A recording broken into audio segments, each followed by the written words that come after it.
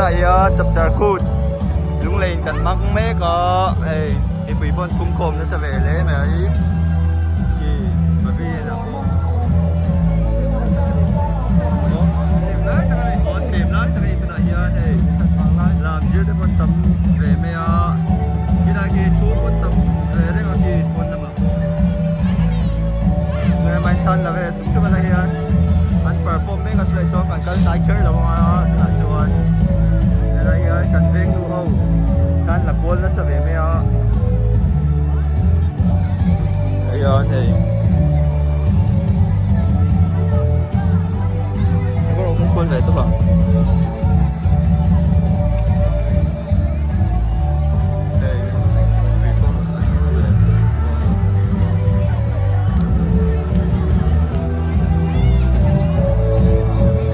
cái gì giống cái gì này vẫn xử lý xe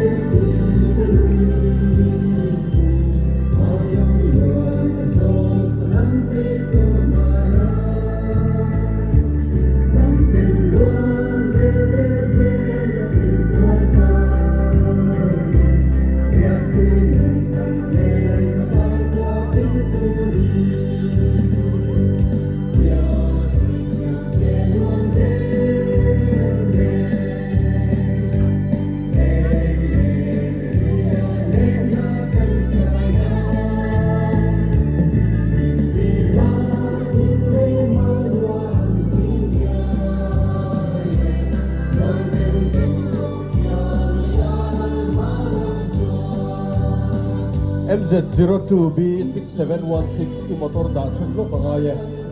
MZ02B6716 registration number day tu ini day dah sebelum pengaya.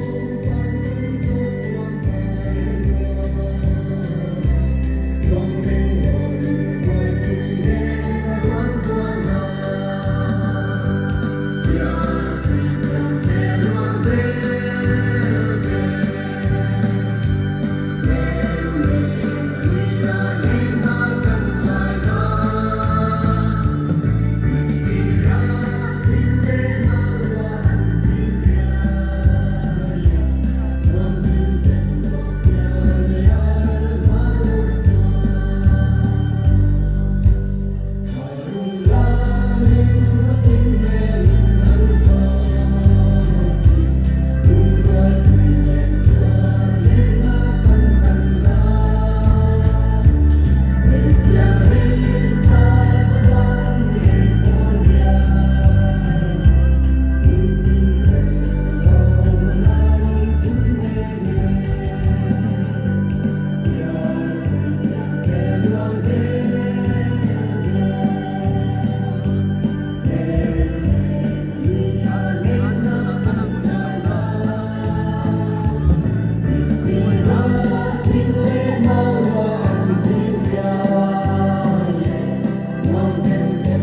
subscribe cho kênh Ghiền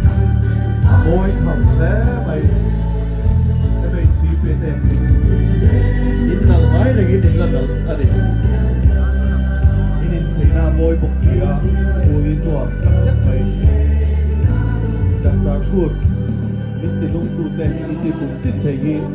hấp dẫn